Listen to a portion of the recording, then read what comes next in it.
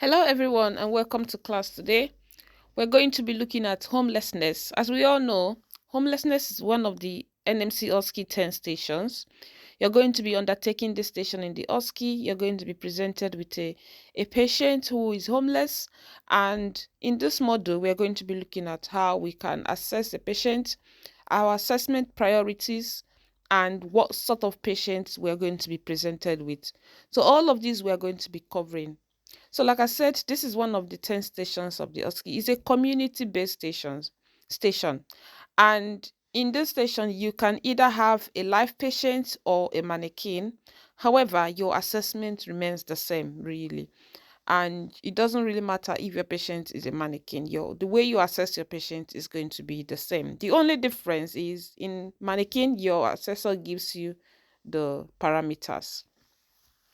So now, homelessness is a complex social issue that is characterized by the lack of stable, safe, and adequate place to live. This can be either temporal or chronic or even permanent. There are certain conditions that can predispose an individual that could be unemployment, trauma, war, substance abuse, domestic violence, and so on and so forth. And when an individual becomes homeless, they often experience barrier to healthcare, resulting in increased mobility and mortality.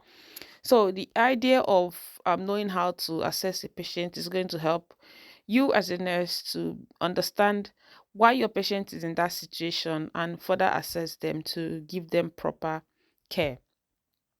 So in the scenario, this focuses in the exam, it focuses not to stereotype individuals, however, to as a learning avenue. So like I said, it's going to be a community. You're going to be visiting them where they are, maybe a hostel or a clinic. Your patient will be presented with infected wound and injury, and they can also have increased alcohol intake. Okay, your patient could also be type 2 diabetic and they will lack social support and family. So these are the kind of patients you're going to see on that day in the NMC OSCE exam. And if your patient is presented with infected injuries, you might not practically see a live patient with injury, but it will be in your scenario. So you're expected to talk about it. Dealing with assessment priorities. Now, assessment priorities are really, really important because it helps you to focus and understand areas that you need to assess your patient and areas that you need to pay more attention and the kind of questions that you need to ask. So we're going to be dealing with A to E assessments, measuring the patient's vital signs.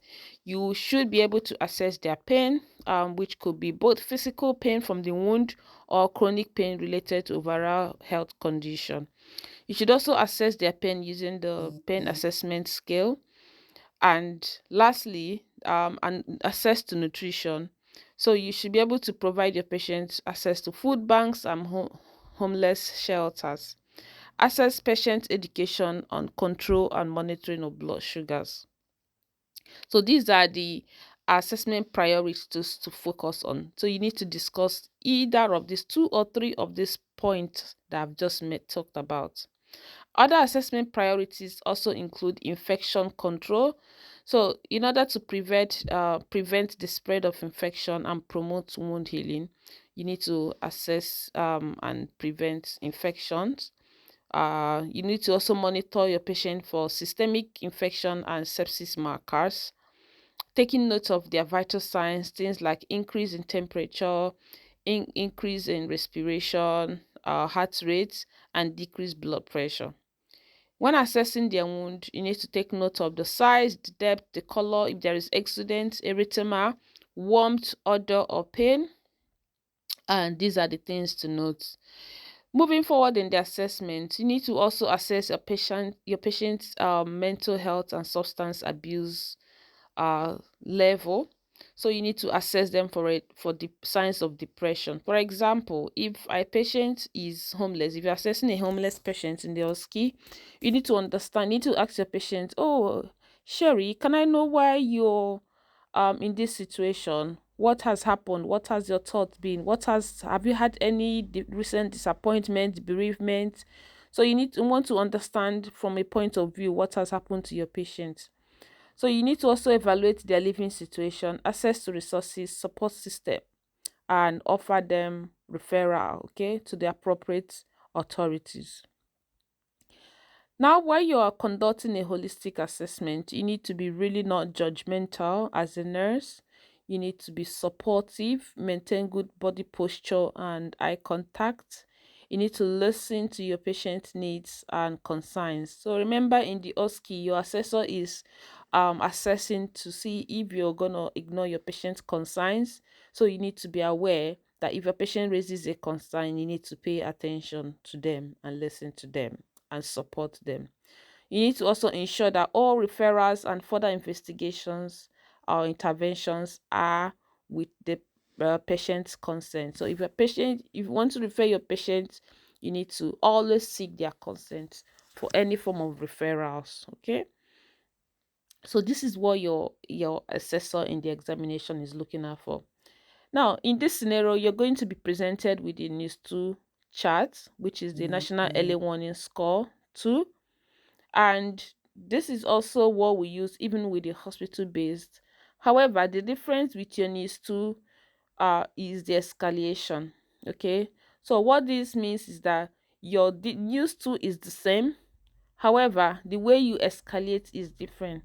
If you have a NIS score of 0, which is 12 hours or next visit, if you have a total NIS score of 1 to 4, is 4 to 6 hourly, or you speak to GP to review later in the day. If you have a NIS score of 3 in single parameter, is 1 hour and you need to get an ambulance. So that's the difference in the escalation. Okay. And also, if you have a NIS score of 7 and above, we need to ring the paramedic or 999 for emergency.